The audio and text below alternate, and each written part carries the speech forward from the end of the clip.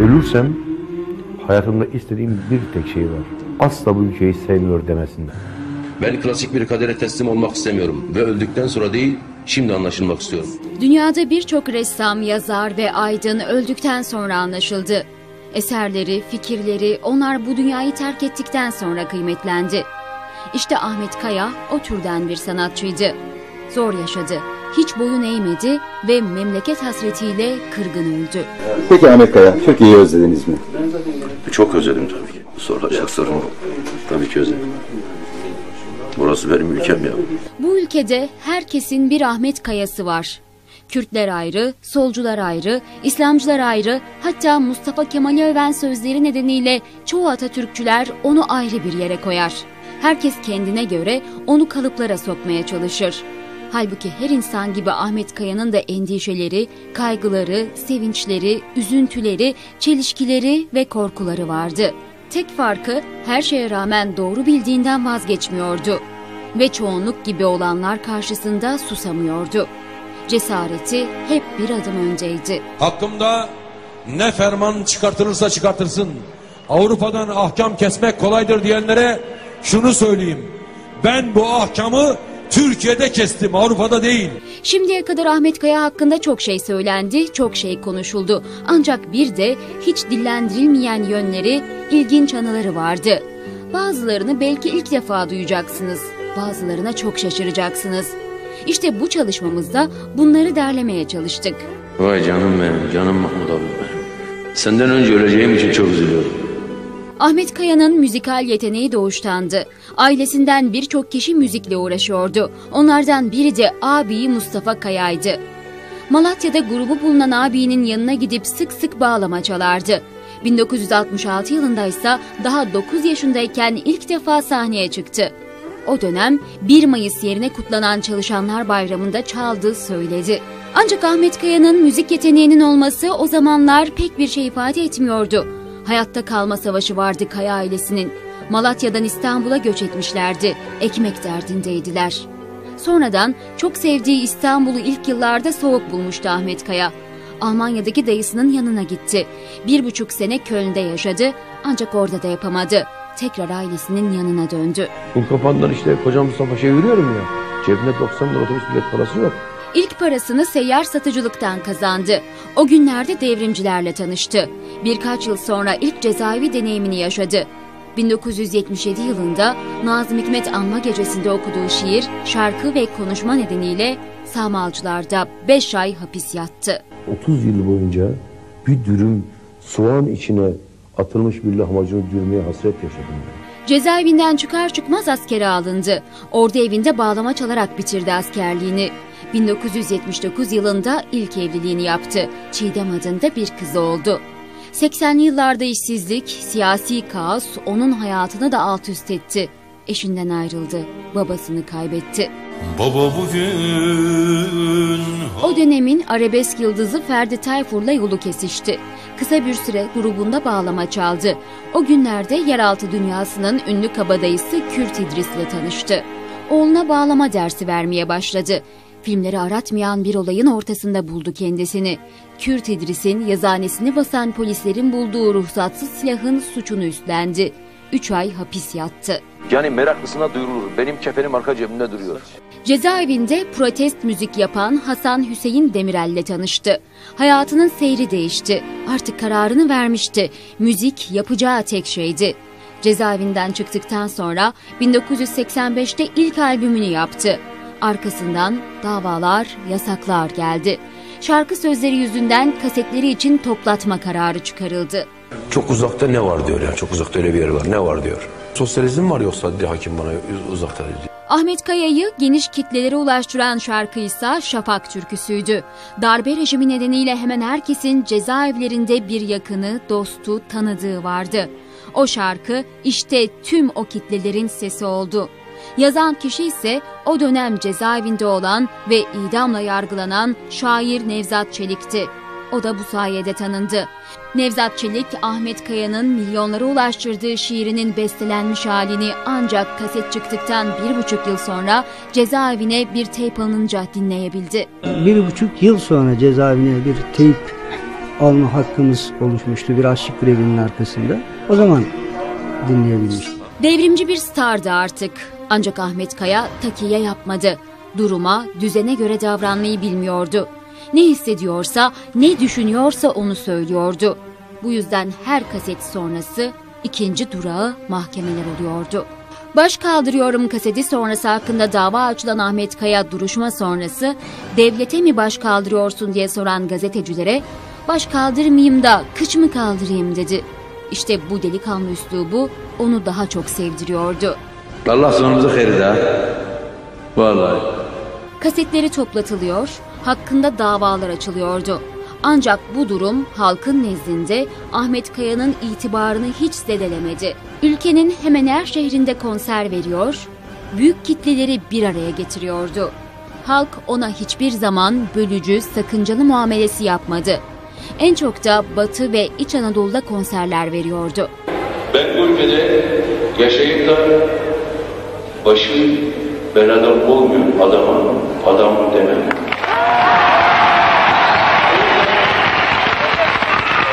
Ahmet Kaya, Kadir İnanır'la da çok iyi arkadaştı. O yüzden Tatar Ramazan filmine yaptığı o muhteşem müzik için tek kuruş almadı. Kadir İnanır için yaptım bu müziği, para kabul edemem dedi. Gülten Hayaloğlu'yla ikinci ve son evliliğini yaptı Ahmet Kaya. Ondan da Melis adında bir kızı oldu. 90'lı yılların başında Kürt meselesiyle bir hayli ilgilenen, dönemin depli vekillerinden bile daha çok devleti eleştiren aydınlıkçılar ve Doğu Perinçek'le yakınlaştı. 2000'e doğru dergisini çıkaran ekiple sık sık buluştu. Onların siyasi görüşü döndükçe Ahmet Kaya da o eski mahalleden uzaklaştı. Bu kadar savaş verdik. Bu kadar dövüştük. Afişler astık. Vurulduk, vurduk. Yani yapmayın yani.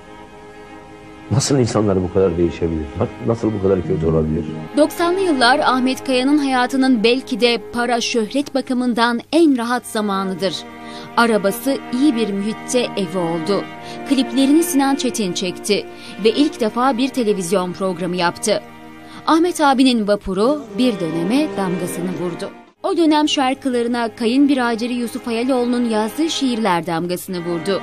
Örneğin Biz Üç Kişiydik şiirinde Nazlıcan Gülten Kaya, Bedirhan Ahmet Kaya, Subhide Yusuf Hayaloğlu'dur. Biz üç kişiydik şiirindeki Bedirhan Ahmet'ti onlar için, Subhide abimdi. Ancak Ahmet Kaya ile Yusuf Hayaloğlu zamanla siyasi olarak ayrılığa düştü. Eşi de kardeşi gibi değil, kocası gibi düşünüyordu. Yusuf Hayaloğlu'nun yerini Gülten Kaya doldurdu. Yusuf Hayaloğlu, gazeteci Ferzende Kaya'ya bunun nedenini şöyle açıklamıştı. Sanata ve siyasete bakışımızda Gülten, Ahmet ve benim aramda düşünsel farklılıklar vardı.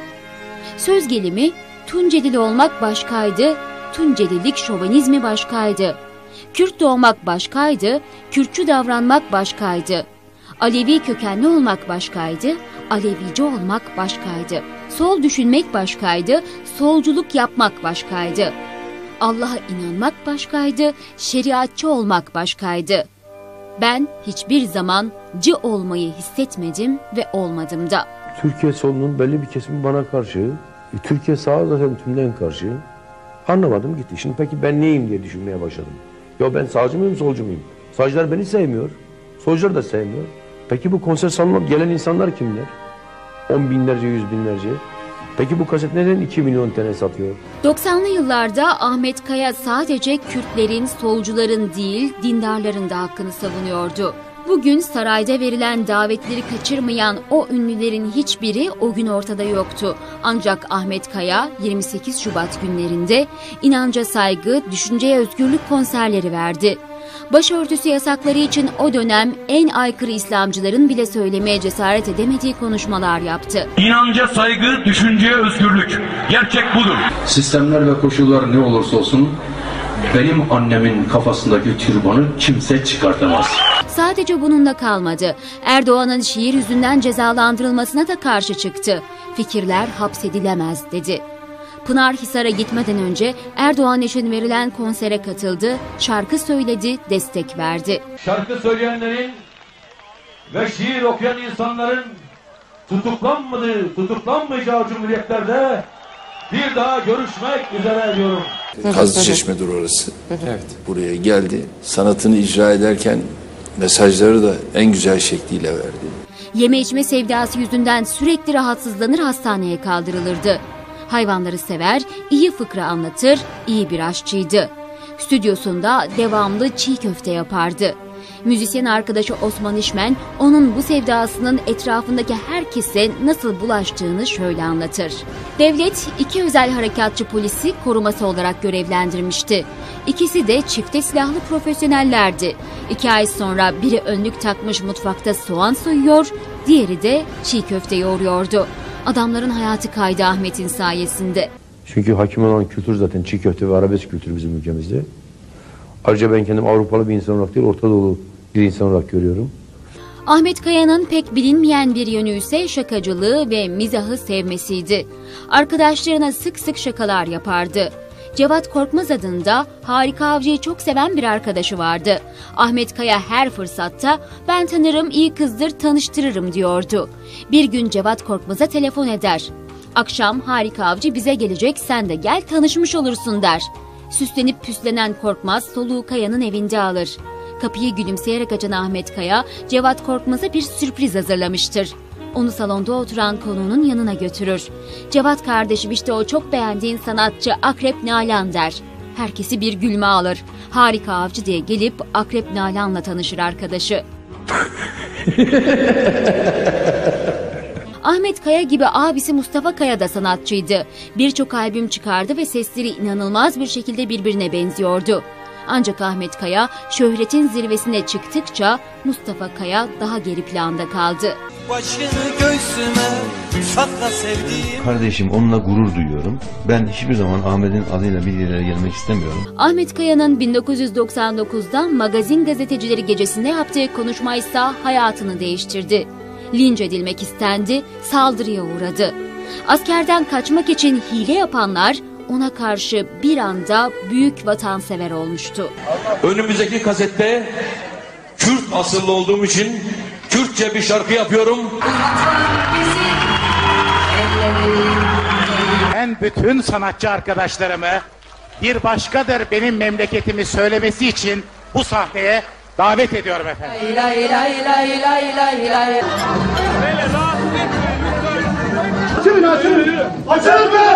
Biz yıllarca Türkiye'nin bölünmez bütünlüğünü savunduğumu söyledim.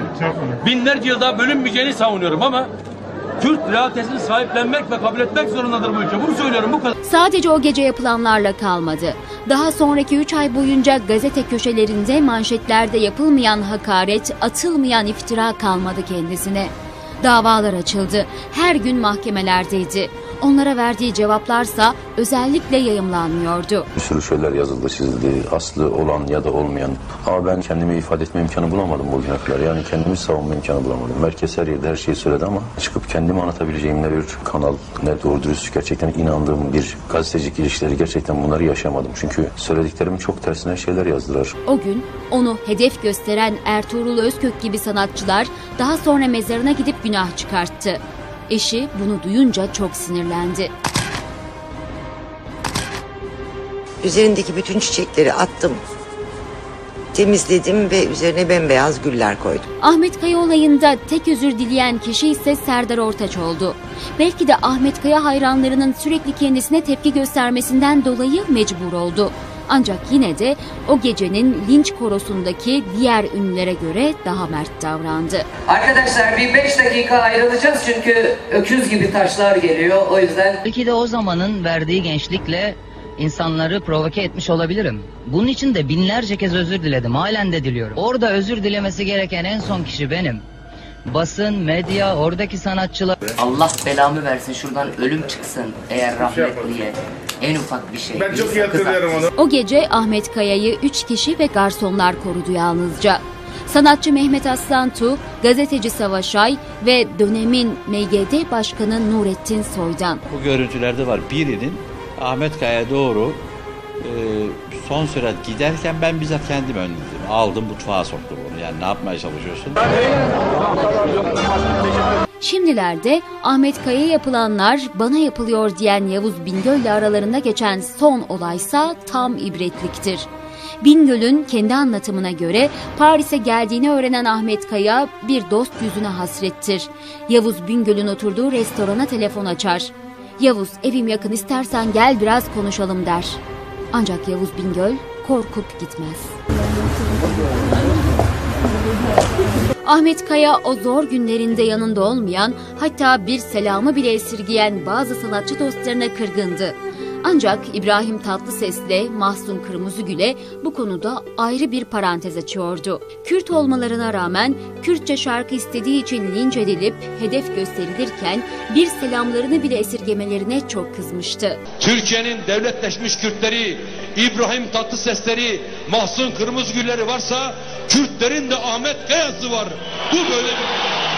Ahmet Kaya ölümüne neden olan Kürtçe şarkı isteğini ise her şeye rağmen hayata geçirdi. Kervan adlı Kürtçe şarkısı öldükten sonra yayımlandı. Ahmet Kaya'nın yurt dışına gitme olayının ayrıntıları da pek bilinmez. Siz Yanmayın şarkısında o günü anlatır aslında. Yağmurlu bir İstanbul sabahı saat 4.15'te bir uçağa bindirilir, ancak bu tarifeli bir uçak değildir. Özeldir. Ahmet Kaya ilk önce biraz şüphelenir. Ulan bizi bunlar aşağı atacaklar der kendi kendine. Sonra biner. Almanya'ya gider. Oradan da Fransa'ya geçer. Hakkında yazılanları, atılan iftiraları ve başından geçenleri Korkuyu Havaya Dönüştürün adını verdiği kitabında anlatacaktı ama ömrü yetmedi. Tek bir günahım vardı. Çok fazla baş kalırdım. Ve herkesin sustuğu zamanlarda. Ahmet Kaya sanki öleceğini biliyordu. Aylar önceden içine doğmuştu. Bir konser sırasında yaşça kendisinden büyük arkadaşı Kürt yazar Mahmut Baksi'ye "Senden önce öleceğim için üzülüyorum" demişti. Dediği de çıktı. Ne hazindir ki Mahmut Baksi de Ahmet Kaya'dan yaklaşık bir ay sonra hayatını kaybetti. Senden önce öleceğim için çok üzülüyorum. Ahmet Kaya'nın ölmeden önce en çok korktuğu şey öldükten sonra kıymetinin bilinmesiydi. Defalarca öldüğümde değil yaşarken anlayın beni dedi ama maalesef korktuğu başına geldi. Ben klasik bir kadere teslim olmak istemiyorum ve öldükten sonra değil şimdi anlaşılmak istiyorum. Ahmet Kaya'nın yüreği insan sevgisiyle doluydu. Polisler tarafından gözaltına alınıp götürüldüğü sırada bile kendisini çeken kameramanların düşmemesi için sürekli onları uyaran babacan bir adamdı.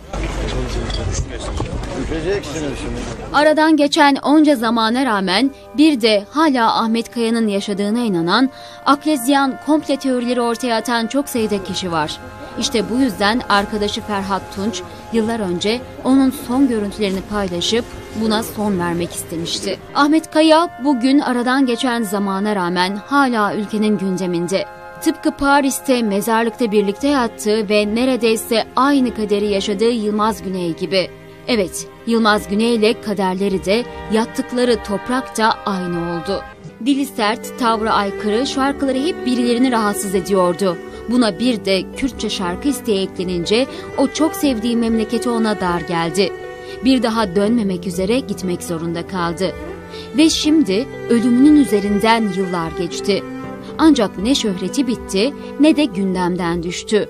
Her gün biraz daha büyüyor Ahmet Kaya sevgisi ve kitlesi. Çünkü o bu ülkenin hiçbir sanatçısına benzemiyordu. Şarkıları, sözleri, müziği ve daima mağdurdan, ezilmişten yana olan tavrıyla geride bir efsane bıraktı. Hiçbir yanlış yapmamış bir Ahmet Kaya'nın yalnızca Kürt'üm dediği için başına bu kadar felaketlerin gelmesi doğal mıydı? Beni annemden, beni kardeşlerimden, beni ailemden, beni ülkemden, beni dostlarımdan, beni çocuklarımdan, beni eşimden ve en yakınımdaki insanlardan ayırma için bir sebep miydi gerçekten bu? Onları vicdanlarıyla baş başa ve yürekleriyle baş başa bırakıyorum. Yani meraklısına duyurulur. Benim kefenim arka cebimde duruyor. Hiç sırtımı da duvarlara yaslamadan dolaşıyorum. Sırtım açık. Bir şarkıda söylediğim gibi beni bir çocuk bile vurabilir. Ölürsem hayatımda istediğim bir tek şey var. Asla bu ülkeyi sevmiyor demesinler. Ben klasik bir kadere teslim olmak istemiyorum ve öldükten sonra değil şimdi anlaşılmak istiyorum.